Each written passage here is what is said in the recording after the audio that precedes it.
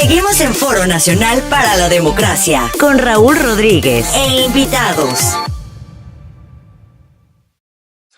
Ya estamos de regreso aquí en el Foro Nacional para la Democracia, hablando sobre el personaje Luis Donaldo Colosio Murrieta, acompañados por tres ilustres colosistas: Marco Antonio Bernal Gutiérrez, que entre los múltiples desempeños que ha tenido destacan el haber sido diputado federal y comisionado para la paz en Chiapas, con quien, por cierto, fue el único comisionado que el ZLN firmó acuerdos de paz. Víctor Samuel Palma César, diputado federal y coordinador de asesores de Luis Donaldo Colosio, entre también múltiples cargos que ha desempeñado, así como Javier Treviño Cantú, actual subsecretario de Educación y que fue, como él mismo lo comentó, agregado de prensa en la Embajada de México en Estados Unidos. Hablando de trayectorias políticas, me gustaría retomar algunos de los principales cargos que Luis Donaldo Colosio ocupó, que bueno, recordamos que fue un símbolo de la unidad y que una de las características que lo destacó fue el haber sido capaz de armar equipos de trabajo con gente muy competente, que muchos incluso lo señalan como un rasgo que lo hizo llegar a candidato a la presidencia, ¿no? Su capacidad de armar equipos de trabajo eficaces. Colosio, que nació en Magdalena de Quino un 10 de febrero, habría cumplido estos días 68 años de edad. Estudió Economía en el Instituto Tecnológico de Estudios Superiores de Monterrey, maestría y doctorado en Desarrollo Económico Regional en la Universidad de Pensilvania. Fue asesor en la Dirección de Política Macroeconómica y Social en Programación y Presupuesto, que Marco nos comentaba ahora que fue donde coincidieron por primera vez. Coordinador general de la dificilísima campaña del 88 de Carlos Salinas de Gortari, aquella que polémicamente terminó entre Salinas, Cloutier y Cárdenas. Diputado federal, oficial mayor y presidente del CEN del PRI, secretario de Desarrollo Social y finalmente candidato del PRI a la presidencia de la República. Yo les propondría a nuestros invitados, y para dejar que Colosio hable hoy aquí en nuestro programa, retomar algunas de sus ideas que marcaron pues, un parteaguas en la vida política del país, y a partir de ahí pedir su contribución al respecto sobre lo que un México herido como el que teníamos en 1994 y que hoy también volvemos a presenciar, pues sería muy útil entender lo que Colosio vislumbraba desde entonces, ¿no? Y su equipo de trabajo muy honorablemente representado hoy aquí por ustedes pudiera significarnos, ¿no? Recordamos la frase: veo un pueblo con hambre y sed de justicia, que es quizá la más recordada. La tierra no nos fue heredada por nuestros padres, nos fue prestada por nuestros hijos. Es la hora de cerrarle el paso al influyentismo, la corrupción y la impunidad.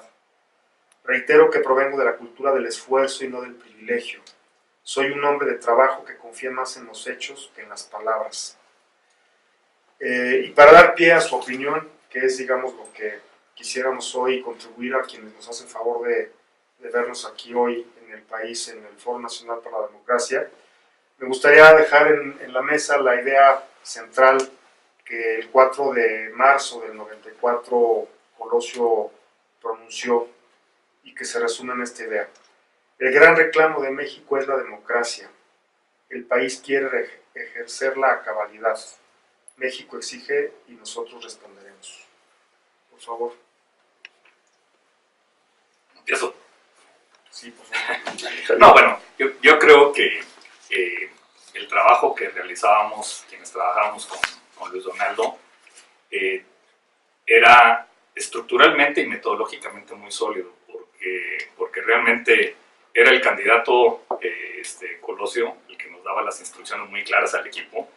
En el caso de quienes pues teníamos como responsabilidad escribir algunas de las notas y discursos, ideas, pues lo primero que teníamos, Samuel Palma, Cesario Morales y yo, que trabajamos juntos en una oficina. Recuerdo todavía, estábamos en nuestra mesa, yo estaba a cargo del teclado en mi computadora y los tres redactábamos juntos, reíamos, nos enojábamos, discutíamos, hacíamos diferentes versiones, pero siempre la primera instrucción venía del candidato, de la idea, de lo que él tenía, lo que él quería y cómo quería comunicar los diferentes mensajes.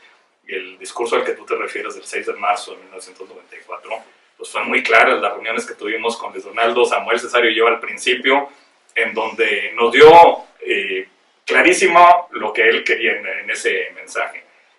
Yo creo que si uno analiza ese discurso, uno ve pues, una estructura del mensaje en un diagnóstico en el cual surgía de lo que Luis Donaldo vio en el país después de recorrerlo. O sea, si alguien de los políticos mexicanos conocía nuestro país como la palma de su mano, era Luis Donaldo Colosio. Lo conocía como funcionario de programación y presupuesto, lo conoció como presidente del PRI, lo conoció como legislador, lo conoció como secretario de Desarrollo Social.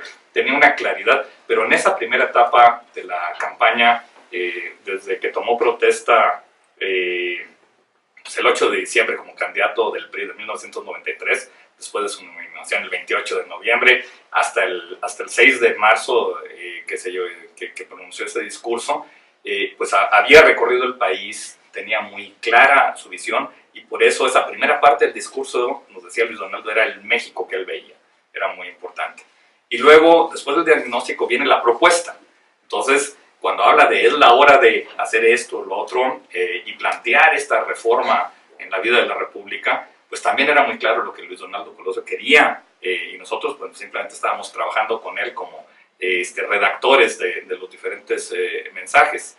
Y después había un llamado muy importante al partido, a todos los que nos identificamos con su propuesta y los miembros del partido, a trabajar sin cansancio en la última etapa de la campaña. Y entonces hay frases muy significativas del discurso de Luis Donaldo que están ahí, que son de él, y que realmente era su visión en cuanto al México que veía, el México que nos proponía y el llamado a que lo construyéramos todos juntos los priistas. Y entonces pues nos dedicamos a trabajar, no sé cuántas versiones hicimos, Samuel Cesario, de ese documento, que iban y venían con Luis Donaldo, que él las tachaba con su plumón sepia, con el que siempre escribía, y yo creo que ya fue hasta el final, cuando alguna de las últimas versiones que teníamos ya muy bien acabadas, conforme a la visión del mismo Luis Donaldo, es cuando lo compartió con algunos otros intelectuales, historiadores, con el coordinador de la campaña y otros más, y que bueno, pues pudieron dar sus puntos de vista.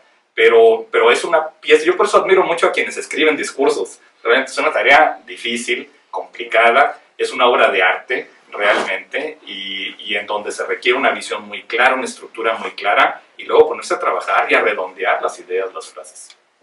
¿La democracia, Marcos, sigue siendo el gran reclamo de México? Mira, yo te diría, quiero destacar, retomar una cosa que dijo Javier. Tradicionalmente se piensa que los políticos tiran rollos. Y la verdad, el caso de Donaldo es excepcional porque venimos de una escuela en donde el discurso tiene que decir algo.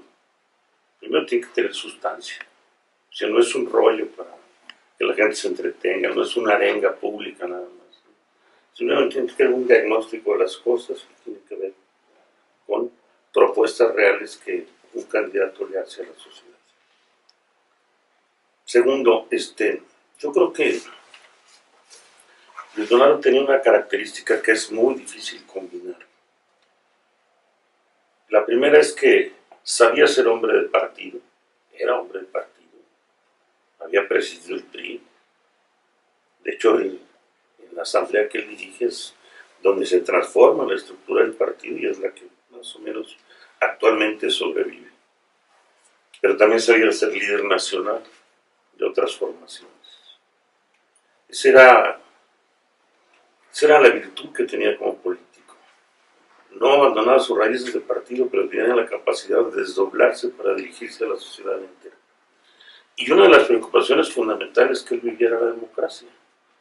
Y lo dejó plasmado desde sus discursos en el PRI, donde creo que Luis Donaldo fue el primero que abrió el partido a una pluralidad que no teníamos, y se alejó un buen tramo de una verticalidad que venía. Y lo demostró siendo el presidente del PRI, el primero en reconocer cuando el PRI había perdido una elección, y con aspiración que fuera correspondido al PRI cuando ganara una elección. Dos, era indudable que él requería invitaba a todas las fuerzas políticas a que se organizaran y participaran en un proceso electoral. Él veía que, y Samuel no me dejará mentir en esto, creía firmemente que el destino de México tenía que ser democrático, que el PRI no podía sobrevivir así y que el sistema político mexicano no podía sobrevivir con partidos que no tuvieran capacidad, espacios y recursos para competir en una contienda electoral.